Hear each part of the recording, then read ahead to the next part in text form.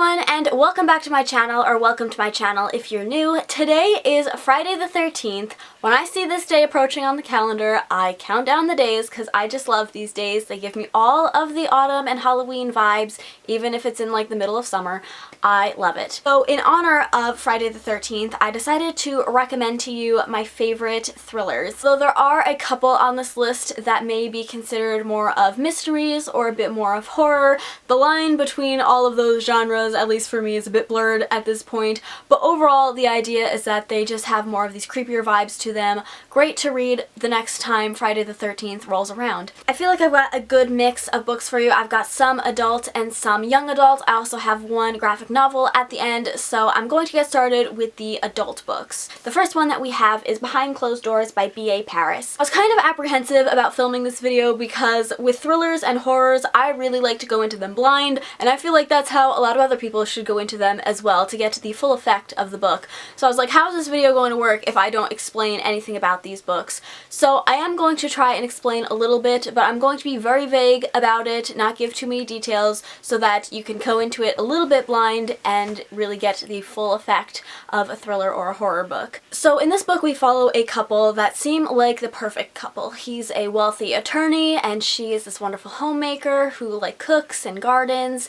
and they seem like they have it all, right? But everything is not as it seems with this couple. Trigger warning for all kinds of abuse with this book. I know that that might be a little bit of a spoiler, but I just want everyone to be aware if you are triggered by any sort of thing even remotely close to that, I would not recommend this for the light of heart at all. This is probably the only thriller that has genuinely been kind of anxiety inducing for me, because this is literally like my worst fear, but it was done so well and it's written so well. You read this book and you kind of feel really frustrated while reading it, but it's like in the best way possible, if that makes sense, because it's just such a well-written book and it's a really suspenseful story and it's kind of a really powerful story as well. So I would totally recommend this to you if you feel like you can handle it. And yeah, that is my first recommendation. This next book you've definitely heard me talk about before, and I'm gonna rave about it some more, and that is The Death of Mrs Westaway by Ruth Ware. In this book we follow a woman called Harriet, or Hal is what they call her in this book, and she is a kind of psychic medium. I think she works on the Brighton Pier, but she is very much aware that she is a fake psychic, and she can kind of just tell by the way a person carries themselves and the clothes that they wear that she can kind of read about them and give them a semi-accurate, bit of a cold reading, if you will. But then she receives a letter in the mail informing her that she has inherited a substantial amount of money from her late grandmother, who she knows she has no relation to, and that there must have been some kind of mix-up. But because she's in a bit of a financial pickle at the moment, she decides to go to this estate for the will reading with all these other family members of hers that she's never met before, because she knows that if anyone's going to be able to trick them into thinking she's actually related, it's her, because of this kind of ability she has to just tell things about people. I know that might not seem like the most thrilling of storylines, but as I said, I'm trying to be very vague, so there's a lot more going on with the story than what I've explained to you, but this is probably my favorite adult thriller that I've ever read, or my favorite thriller just in general. I absolutely loved it. If there was only one thriller I could recommend to anybody, it would be this book. Next we have A Stranger in the House by Sherry LaPena. This is by far going to be the hardest book to explain a plot for, because just right from the very beginning you don't know who to trust, you don't know what's going on. Like, it starts out with just a twist and a turn and you don't know what's happening. But in like a good way. It's not like you're confused as to what's going on, you just don't know what's happening. Hopefully that made sense. This is definitely one that I'd recommend going in blind for, but if I had to give you just a little inkling of how this book starts out, we follow a woman, well actually throughout the story we follow a couple different people, but we're following this one woman who has been in an accident after driving pretty recklessly in the middle of the night, like without her cell phone. She didn't take anything with her. She got into an accident, and when she kind of wakes up after being, knocked out or whatever, she doesn't remember anything that was going on. And the police suspect her of a bit of foul play, but her husband doesn't believe that at all, and he doesn't really understand why his wife was doing this, because it was so out of character for her. So you don't really know at all, like I said, what's going on or who to trust. I read this in one night, which is super duper rare for me. Like, I get bored and lose focus really quickly and then I have to go do something else, but this book kept me engaged the entire time, so I just read it in one sitting, and there were so many twists that I was not expecting, and even at the end there was like that just that twist on the last page. I don't know if that's considered a spoiler these days or not. Yeah, I would totally recommend this book. It's so hard to put into words what I want to say, especially when it comes to thrillers, because you're trying so hard not to give anything away. So I would just recommend this book. That's basically what I'm saying for all of these, and I should probably stop saying that because obviously I'm recommending them to you. This is a recommendations video. But I really can't say much more of that because I don't want to give anything away. So the next book that we have is The Woman in Cabin 10 by Ruth Ware. This is written by the same author who wrote The Death of Mrs Westaway.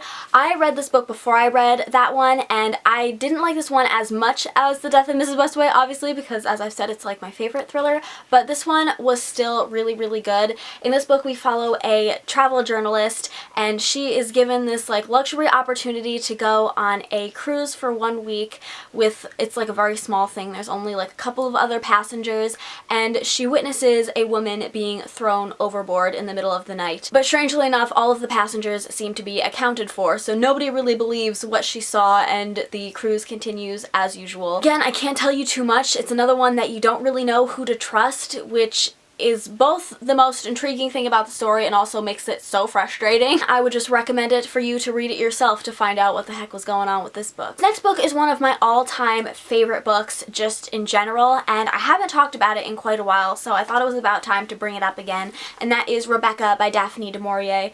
This is definitely one that is not super thrillery, like it's not like those other books. It's definitely more of a love story, a romance if you will, with some thrillery mystery elements to it, but they're very subtle at first and then it kind of all hits you more at the end. So in this book we follow a woman who throughout the entire novel is never given a first name, so I'm not really sure what to refer to her as at this moment, but she kind of works as an assistant for this woman, and at the beginning of the novel they're staying in Monte Carlo, and there she meets Maxim de Winter, who is this very rich man. He lives in this big estate, and they end up falling in love and getting married, and he takes her back to his big mansion, which is called Manderley, and he's got all these like servants and everything, and it's this huge house. But when she gets there, she kind of feels like she's constantly being judged or compared to his last wife, Rebecca, who mysteriously died in a boating incident, which I think you're aware of at the beginning of the novel. Hopefully that isn't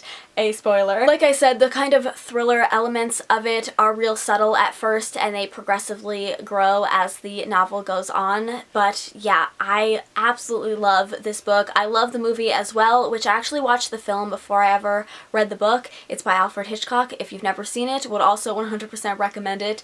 But the book and the movie actually have different endings, and I have to say I liked them both equally. I don't know if I could say which one I like better, honestly. So yeah, I would totally recommend the book, but I would also equally recommend the film if you haven't seen it. Now moving on to my favorite young adult thrillers. The first one that I have is 10 by Gretchen McNeil. This is a retelling of Agatha Christie's And Then There Were None. So in this book we follow 10 teenagers who are invited to a party on this island, and if you're at all familiar with the original story, they start getting picked off one by one. Now yes, this was a little bit cheesy at times, but it also had times where it just had that good classic thriller feeling to it, where you don't really know who to trust or what's going on, and you feel a bit at the edge of your seat. This is another one that I read in one night, which, like I said, is really rare, so the fact that it was able to keep my focus for that long, it just props to those books. And again, it was also a little bit predictable at times, but then there were also, you know, revealing moments that I wasn't expecting. This is definitely one that I would recommend if you like YA, or maybe if you're really new to the thriller genre. If you've read a lot of thrillers, then I think this would probably be a lot less impressive to you,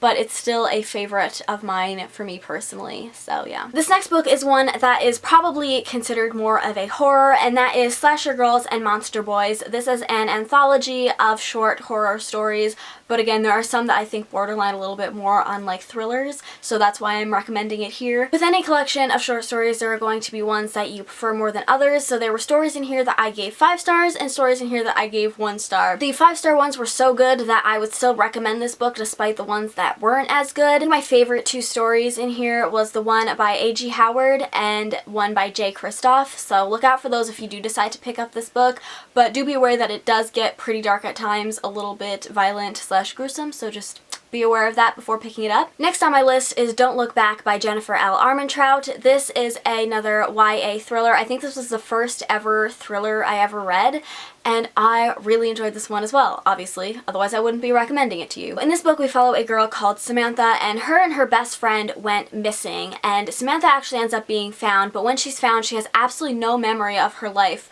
before being found, and she ends up learning that she was actually a pretty horrible person in her life. So she kind of takes losing her memory as like a second chance to be a better daughter and a better friend and a better girlfriend. So again, that might not sound like the most thrilling of stories, but her friend is still missing and there's this whole other thing. Obviously nobody knows what happened to them. So yeah, I'm trying to be very vague, as you can tell, because I don't want to give anything away. But yeah, again, all I can really say is I'd recommend it. There's so many things I want to say, but I have to be so careful because it's so easy to be spoiled for these. But I just know that I really enjoyed it. It kept me at the edge of my seat, and I didn't expect the twist. Or I think like when the scene happened where the twist happened is like when it clicked into place for me, and then it was revealed. So I made myself think that I predicted it, but I really didn't until it was basically spelled out for me at that point. And then the final book I have to recommend to you is a graphic novel, and that is Through the Woods by Emily Carroll. This is also kind of like a collection of shorter horror stories. Y'all know I'm not a big fan of graphic novels, but if there was ever one I'm going to try, it's horror ones, and I did end up really enjoying this one. I think one of the reasons I did like this better and it worked better for me, because my issue with graphic novels for the most part is kind of the formatting of them. I tend to get a little bit confused with the dialogue, whereas this book didn't have a whole lot of dialogue in it. It tended to just have one narrator for the most part. So I really liked that, and the illustrations in it were really good, really creepy. This is another one that can get a little bit dark at times, but it's not too bad. And like I said, it is a collection of short stories, so it's kind of great if you're just getting into the horror or thriller genre and you just want like a little bit at a time. You can just read like one story every day and it's not too bad. Now, those are all of my thriller slash horror slash maybe a little bit of mystery recommendations. You may comment down below and let me know some of your favorite thrillers. I love this genre, so I'm always on the lookout for some new ones. I hope you guys enjoyed this video. If you did, please give it a thumbs up and subscribe if you haven't already, and I will see you in my next one. Bye! You hear that, Samson?